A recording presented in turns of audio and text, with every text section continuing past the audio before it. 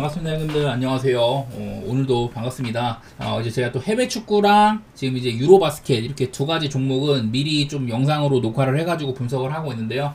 먼저 이제 해외 축구 세리에아랑 라리가에서 뭐 바르셀로나 경기 그리고 뭐 몇몇 경기도 보이는 거 그 정도만 말씀 한번 드려보도록 하겠습니다. 첫 경기는 이제 제노아 대 유벤투스 경기로 시작을 하도록 하겠습니다.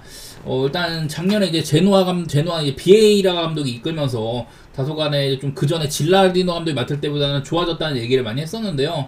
아무래도 주전 공격수 2명이나 팔아버린 거, 그런 것들이 시즌 전체적으로는 좀 득점이 적었던 것들, 그런 것들이 좀 있었다 이런 얘기를 했는데, 지난 첫 경기는 일단은 뭐 비기면서 시작을 했었어요. 그때 뭐 레체랑 이렇게 비기면서 사실은 기대보다는 못했다, 그렇게 볼만한 것 같습니다.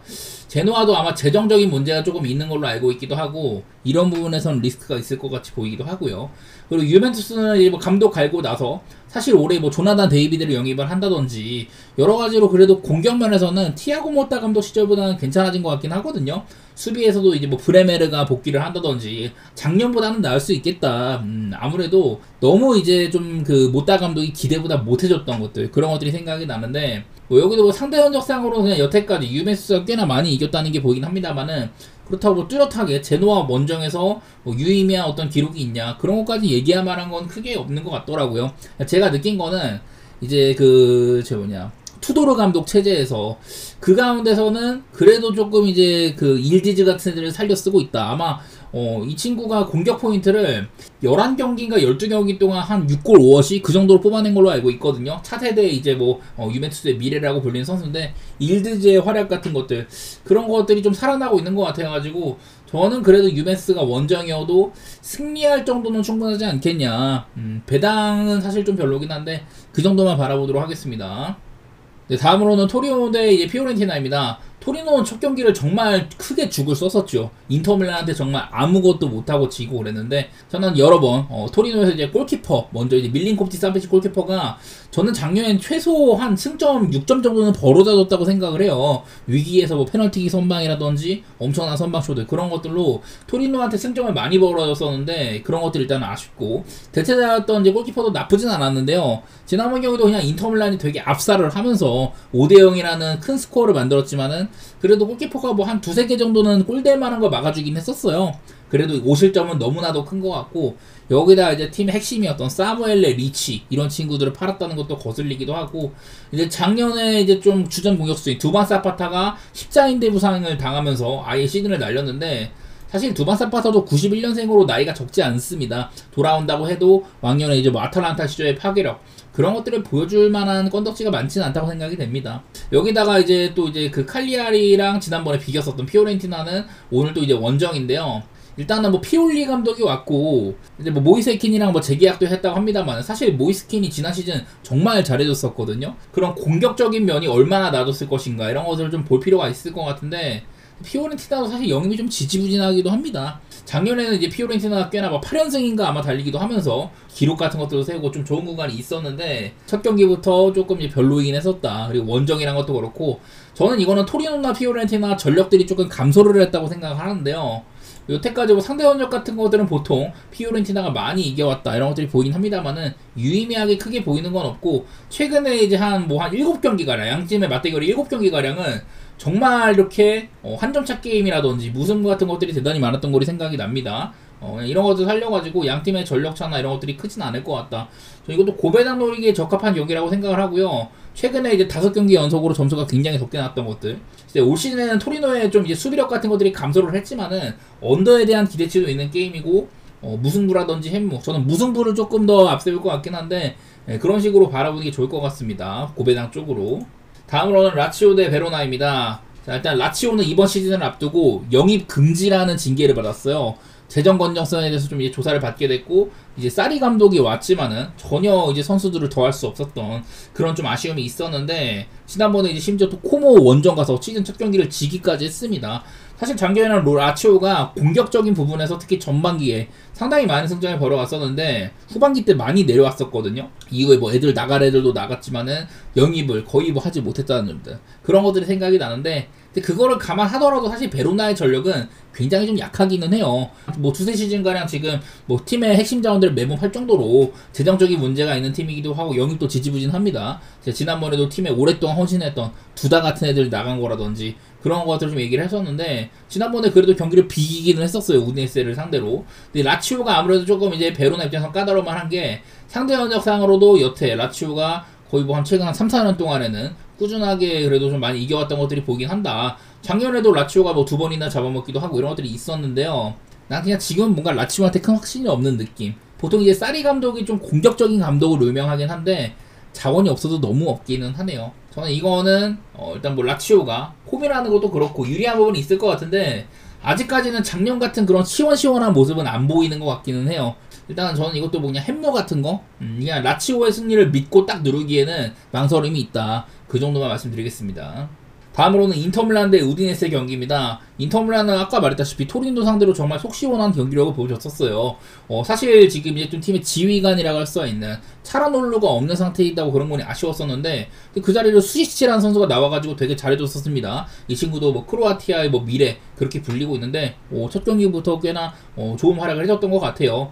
근데 인터밀란도 어쨌든 이제 두 공격수가 건재하기도 하고 전력상으로는 딱히 큰 손실은 없는 모습이죠. 인터밀란 저는 올해도 좀 위쪽에 있을 거다, 당연하게도 그런 생각을 하고 있는데, 자, 우디네세는 제가 지난번에도 말했다시피 양 이제 좀 최전방에 두 명의 이제 주전 공격수를 둘 다 내보냈다. 로렌조 루카가 나폴리로 떠났고, 그리고 이제 그 프랑스의 플로리앙 토방, 이 친구도 프랑스로 돌아갔거든요. 그런 것들이 있다 보니까 우디네스의 전력 손실이 상당한 점들, 여기다가 뭐 수비수였던 뭐 비올 같은 애들도 떠나기도 하고, 작년에 사마르지치 팀의 핵심 자원도 파는 것도 상당히 큽니다. 그에 비해서 영입 같은 것들은 사실 우리가 알만한 선수는 거의 없는지라 가지고 우디네스도 아무래도 전력이 좀 다운됐을 거라는 생각이 있어요. 작년에 이제 좀 중원에서 좀 이름이 있었던 에케렌캄프 같은 애들, 그런 애들도 지금 부상으로 못 나오고 있는 상태인 것 같기도 하고, 여러 가지로 그냥 우디네스가 좀 인터밀란한테 많이 좀 밀리는 모양새인데, 여기다가 그냥 이게 제일 중요한 것 같아요. 양팀의 상대 전적상으로 인터밀란이 우디네스를 지금 6경기 연속으로 승리를 하고 있다. 중간에 한번 우디네스가 한번 잡은 적이 있지만 이거는 그 우디네스가 홈일 때고요. 인터밀란이 홈에서는 우디네스를 상대로 2018년 이후로 8연승을 달리고 있다. 좀 무난하게 승리할 만한 경기가 아닌가, 그런 생각들을 하고 있습니다. 작년보다도 격차는 더 커졌다고 생각을 해가지고 이거는 헨승까지도 노릴 법한 경기처럼 보이긴 하네요. 자, 다음으로는 이제 베티스 대 빌바오 말씀 한번 드려보도록 하겠습니다. 지난 몇 년 동안 양 팀은 4, 5, 6, 2, 3 이쪽에서 되게 치열했던 것 같아요. 근데 보통은 이제 베티스는 홈발을 많이 맞고 아틀레틱 빌바오도 홈발을 많이 맞는데, 오늘은 일단은 베티스가 홈 경기이기는 합니다. 여기도 이런 상대 전적 같은 것들을 보면은 되게 좀 비슷비슷하게 많이 갔지만은 홈팀이 승리를 많이 가져갔던, 무승 비율도 꽤나 높고 이런 것들이 많이 보이는데, 빌바오가 니코를 지켰어요. 니코 윌리엄스를 원래 뭐 바르셀로나로 떠난다 이런 애들이 많다가 재계약까지 뭐 10년가량 박아버렸다고 합니다. 어쨌든 작년이랑 큰 전력차는 안 보이는 모습이기는 한데, 작년에도 아마 베티스가 그 전년도에 비해서 상당히 많은 선수들을 이렇게 오가고 막 했었는데 좀 더 지켜봐야 될 것 같긴 합니다. 여기는 그냥 제가 뭐 생각했을 때는 아무래도 무승부라든지 고배당 같은 게 좀 어울려 보이는 그런 게임?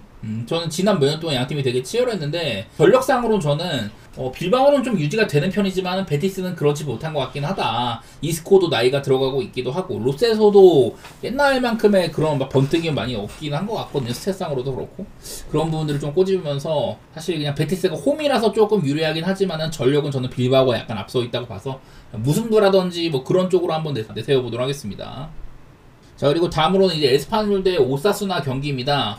사실 이 경기는 제가 뭐 다루고 싶지는 않았어요. 오사수나도 작년에 이제 한창 좋았을 때는 안테 부디미치라든지 그리고 파트너였던 브리안 사라고사, 이런 애들 둘이서 정말 많은 것들을 이끌어냈었는데, 강력한 수비를 바탕으로 역습 축구 그런 것들이 상당히 돋보였었는데, 일단은 에이스인 사라고사가 다시 바이에른으로 돌아간 상태예요. 일단 전력이 조금 감소했을 수는 있다, 그런 것들이 있고, 가장 먼저 생각나는 이런 뭐 상대전적이었던 것 같습니다. 한 2019년 이때부터는 에스파뇰을 한 번도 오사수나한테 승리한 적이 없었다. 물론 뭐 2부 리그도 있었고 막 하긴 했는데, 어쨌든 그 기간 동안 오사수나는 라리가 최상위 리그에 살아있던 기간이 꽤 길어요. 에스파뇰은 예전에 비해서는 2부 리그도 오가는 뭐 그런 팀이 됐기 때문에, 최근에 뭐 거의 뭐 한 9경기 그 정도 기간 동안 오사수나가 전부 승리를 하거나 뭐 최소한 비기는 그런 것들이 많이 있다고 하는데, 프렌 받았을 만한 프렌 정도는 그냥 생각해보고 싶다. 이 정도 얘기만 하고 싶습니다.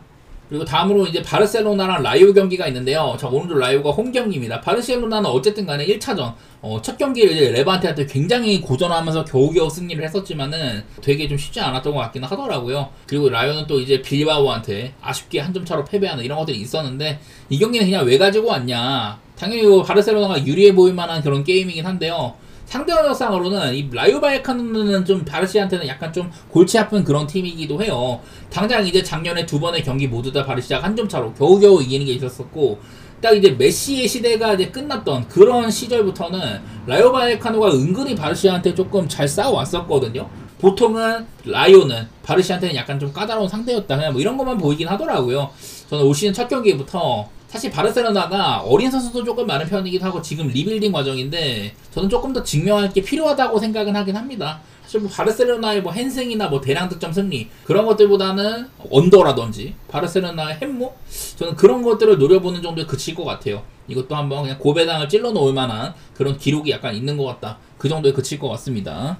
자, 그리고 이어서 유로바스켓도 한 6경기 정도 짧게 말씀드려보도록 하겠습니다. 여러 차례 말했지만은 유로바스켓은 일단 뭐 우리가 알고 있는 NBA 리거도 많이 있지만 보통 이제 유로리그에서 활약한 선수들이 많기 때문에 저도 정보력이 되게 좀 없어요. 그러다 보니까 여러 가지 뭐 예선의 성적이라든지 과거의 맞대결 데이터라던가 그리고 제가 보는 뭐 경기 내용들, 그런 것들 바탕으로 여러 가지 소식들과 함께 말씀 한번 드려보도록 하겠습니다. 자, 첫 경기는 이제 조지아 대 그리스 경기인데요. 조지아가 지난번에 스페인 상대로는 굉장히 선전을 하긴 했지만은 바로 다음 경기 좀 이제 무난하게 또 이제 또 이탈리아한테 짓밟히는 그런 모습도 있었는데, 보통은 당연하게도 그리스의 전력이 많이 좀 우세하다고 생각이 됩니다.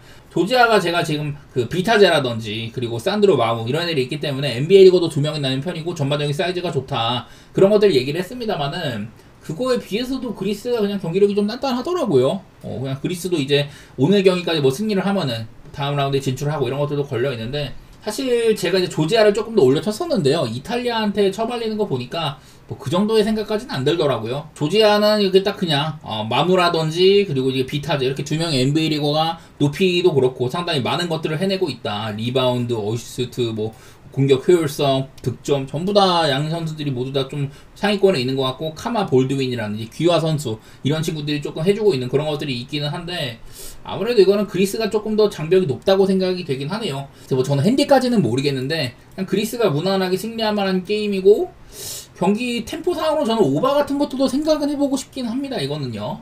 다음으로는 슬로베니아 대 벨기에 게임입니다. 이거는 현재 이제 슬로베니아는 오버보기 정말 좋은 팀이고 벨기에는 언더보기 좋은 팀이거든요. 그런 점들이 좀 거슬리는데, 어쨌든 저는 여기조에서 슬로베니아가 탈락할 것 같지는 않아요. 그래서 벨기에가 사실 이제 NBA 리거인 뭐 투마니 카마라 같은 애들 이런 애들이 나왔으면 볼만했겠습니다만은, 그냥 라인업부터가 로스터부터가 그냥 벨기에가 별로 볼 게 많이 없더라고요. 뭐 알만한 선수도 없고 뭐 이래가지고 그냥 벨기에가 조금 깔아줄 만한 그런 게임이지 않을까, 뭐 그런 생각을 하고 있긴 합니다. 지난번에 이제 슬로베니아는 지금 벌써 이제 한 경기는 뭐 지고 이랬는데, 상대가 뭐 프랑스였지만은 꽤나 잘 싸웠다는 생각이 있습니다. 이제 에이스인 루카 돈치치를 바탕으로 그래도 뭐 평균 이상의 성적들은 거둘만하다, 뭐 이런 생각들이 있어가지고 저는 이거는 그냥 좀 슬로베니아를 좀 좋게 평가하고 있기는 해요. 이제 당장 지난번 유로바스켓 때도 16점 차로 한번 이긴 적이 있었다. 그만큼 경기력이나 뭐 이런 편차가 조금 있다고 생각이 되는 경기이긴 합니다. 언더오버 중에는 언더가 조금 더 가까워 보이긴 하는데, 그러려면 벨기에가 되게 못 넣어야 되거든요. 참 뭐 빈약해 보이는 부분이 있기도 하고 평균적으로 67점 넣고 있고 막 이렇기 때문에 언더 같은 거, 그리고 뭐 슬로베니아 핸슨 이렇게 보도록 하겠습니다. 자, 그리고 다음은 이제 이스라엘 대 프랑스 대결인데, 이게 그래도 어쨌든 프랑스는 우승 후보권에 근처에 있다고 봐야겠죠. 이스라엘도 이제 아부디아를 바탕으로, 아부디아가 지난번 경기 때 이제 이빨이 뭐 부러졌다고 하던데, 그래도 뭐 곧잘 뭐 하긴 하더라고요. 상대전적상으로는 대부분 이제 프랑스가 많이 이겨왔다. 성적이 마지막 경기가 2015년이기 때문에 이때는 지금 같은 프랑스의 모습이 아니기는 해요. 나는 결국에 이거는 프랑스가 아마 뭐 다음 단계는 무난하게 진출하지 않을까, 그런 생각이긴 한데, 그래도 이제 좀 소집 명단 같은 거 보면은 많이 아쉬운 게 사실이긴 합니다. 웬베냐마도 없고 뭐 그런 것들이 있어가지고 프랑스가 저는 그래도 한 4강권 전력이라고 보긴 하는데, 이스라엘은 뭐 잡고 갈 만하지 싶긴 합니다. 이거는요. 이제 뭐 16.5나 되는 핸디까지는 지난번 경기도 그렇고 슬로베니아 상대로 했을 때처럼 잘 모르겠고요. 그냥 뭐 프랑스가 무난하게 승리를 하는 그냥 그런 그림만 생각해 보도록 하겠습니다. 저는 프랑스의 이제 경기력 궤도 같은 것들을 조금 더 지켜봐야 될 것 같긴 하더라고요. 다음은 이제 스페인 대 키프로스인데 저는 여러 차례 키프로스는 그냥 이번 유로바스켓급 팀이 아니다 그런 얘기를 많이 했었어요. 얘네들이 올라온 거는 사실 뭐 조별리그에는 뭐 전패하기도 하고 막 이랬었고 엄청나게 많은 실점을 했는데 그냥 개최국이라서 있는 상태거든요. 깍두기라는 느낌인데 물론 스페인은 제가 여러 차례 깎아내렸습니다. 지금의 스페인은 정말 강했었던 옛날처럼 뭐 이제 마크 가솔이나 파우 가솔 형제가 있을 때라든지 뭐 페르난도 나바로, 세리오 뭐 이바카, 세리오 로드리게즈, 뭐 루디 페르난데즈 이렇게 좋은 선수들이 있을 때보다는 황금 세대가 끝난 상태거든요. 그래서 그냥 지금의 스페인은 경기력이 좀 많이 다운되어 있고 그나마 이제 윌리 에르난 고메스 형제 이런 애들이 좀 높이가 있는 뭐 그런 부분은 칭찬할 만하지만은 우리가 알만한 선수들이 뭐 거의 나가 떨어졌어요. 따지고 보면 이제 뭐 로페즈 형제라든지 리키 루비오라든지 그 시절 선수들은 다 이제는 좀 떠나간 모양새여가지고 유능한 가드가 별로 없다고 생각이 들더라고. 그나마 뭐 지난번에는 뭐 조지아 상대로 괜찮은 게임을 하고 조지아의 강점이 인사이드를 조금 무마시키는 그런 것들을 보여주긴 했는데 어쨌든 간에 이 경기도 기준점이 35.5나 되잖아요. 스페인이 무지막지하게 높은 핸디를 받았다. 저는 지난번에 근데 이제 키프로스가 그때 아마 그리스 상대였나 그때 경기도 이 정도의 핸디값은 사실 가비지 게임으로 가도 어떻게 될지 모르는 경기들이다. 여기다 뭐 키프로스는 오늘 지면은 뭐 탈락하는 게임인데 그래도 저력을 좀 보여줄 수 있지 않을까? 제가 지난번에도 이런 식으로 접근을 했거든요. 나는 35.5는 너무 높은 핸디라고 생각을 하고 그렇다면 언더 같은 것도 같이 볼만하다. 키프로스가 많은 득점을 해가지고 비빈다기보다는 스페인이 적당히 패는 그림이 예상이 되거든요. 스페인은 보통은 좀 이제 천천히 하는 로우 템포 팀으로 이렇게 알고 있어가지고 저는 키프로스 프렌이나 언더 그런 식으로 보도록 하겠습니다. 전력은 당연히 스페인이 좋지만은 이거는 너무 과한 핸디값이 아닌가 그렇게 보도록 하겠습니다. 그리고 이제 보스니아 대 이탈리아 게임은요, 나는 이게 보스니아가 저번에도 말했지만 아쉬운 게 사실 보스니아에는 NBA 리거가 꽤나 괜찮아요. 이런 것들 보면은 이제 미네소타의 이제 가드였던 루카 가르자 지금 보스턴에 있고요. 카르로 마트코비치 뉴올에서 작년에도 몇 번 나왔습니다. 너키치는 말할 것도 없고 이비차 주바치 작년에 거의 뭐 MIP를 수상할 뻔한 그런 정도의 좀 상승세가 있었던 그런 센터인데 이런 친구들 중에 지금 유스프 너키치밖에 없잖아요. 근데 난 이래가지고 보스니아가 정말 모든 애들을 데리고 왔다면 충분히 경쟁력이 있을 텐데 그렇지 못한 것 같다. 물론 이탈리아도 그렇게까지 지금 NBA 리거는 별로 없어요. 왕년의 리거였던 갈리나리 있고 뭐 멜리도 나름대로 유명하죠. 그리고 이제 폰테키오 있기도 하고 뭐 이러긴 한데 전반적으로 뭐 벤케로가 안 왔다든지 그런 것들에 대한 아쉬움이 있기는 하는 것 같습니다. 그래서 나는 이거는 뭐 이탈리아가 저번 경기에서 보였던 거는 인사이드가 꽤나 좀 약해 보인다는 것들 그런 것들 생각이 나는데 너키치가 그래도 저는 1인분 해줄 것 같기는 해요. 이탈리아가 생각보다 인사이드에서 그런 뭐 이런 것들이 없더라고. 이탈리아의 강점이랑 분명히 좀 이제 전술을 바탕으로 한 뭐 3점 생산력들 그런 것들이 있어야 될 텐데 이번 유로바스켓에서는 이탈리아가 3점이 굉장히 또 부진한 편이기도 합니다. 그래갖고 그냥 나는 이거는 보스니아의 프레? 막연하게 그냥 보는 정도가 좀 될 것 같기는 하네요. 나는 좀 언더 템포 게임도 생각하고 있긴 한데 그거는 잘 모르겠어요. 이거는 언더가 나려면은 일단 너키치가 막혀야 되고 뭐 그런 조건들이 달리는데 경기력 뭐 정보가 부족해가지고 저는 보스니아의 프렌이나 언더 그런 쪽으로 생각해 보도록 하겠습니다. 그리고 마지막으로는 폴란드 대 아이슬란드 경기입니다. 사실 저는 두 팀에 대해서 아는 바가 그렇게 많지는 않은데 이게 폴란드에서 좀 주목할 만한 선수는 이제 요이드라는 선수가 있죠. 조단 로이드라는 선수가 기화 선수긴 한데 평균적으로 뭐 29.5점 뽑고 있고 옛날에 잠깐 토론토에 있었다고는 하더라고요. 근데 NBA에서의 적적은 거의 뭐 없는 편이기도 하고 이번 대회에서 지금 평균 득점이 4등입니다. 물론 뭐 2경기밖에 안 했지만은 이게 슬로베니아한테 32점, 이스라엘한테 27점으로 이런 대회 때 야투율도 60%가 넘고 3점도 지금 굉장히 좋게 뽑고 있다. 이런 것들을 보니까 75%의 3점은 이거는 좀 말이 안 되긴 하잖아요. 물론 이제 점차 가면은 떨어지긴 하겠지만은 어쨌든 폴란드에는 미친놈이 한 명 살고 있기는 하다. 이런 것들은 보이는 것 같습니다. 반대로 뭐 아이슬란드에는 뭐 우리가 알만한 인재가 거의 없어가지고 난 아이슬란드의 좀 규모가 어떨지는 모르겠지만 그냥 폴란드가 조금 더 일리는 있어 보인다. 이 경기가 또 이제 폴란드도 개최국 중에 하나이기 때문에 홈 경기이기도 하거든요. 그래서 폴란드가 이대로 탈락하는 그림은 좀 아닌 것 같아서 일단은 뭐 폴란드의 승리 같은 것들은 볼만할 것 같은데 과연 저 친구가 얼마나 폭발력을 보여줄 것인가 그런 것들은 지금 너무 잘하고 있어가지고 갈수록 좀 떨어지긴 할 거예요. 평균 회긴 할 테니까 어쨌든 미친놈이 하나 있다는 거 그거 하나만으로도 폴란드의 승리 같은 것들은 무난히 볼법하긴 하네요. 헨슨까지는 모르겠고 저는 그냥 폴란드의 승리 정도만 생각해 보도록 하겠습니다. 이 경기는요.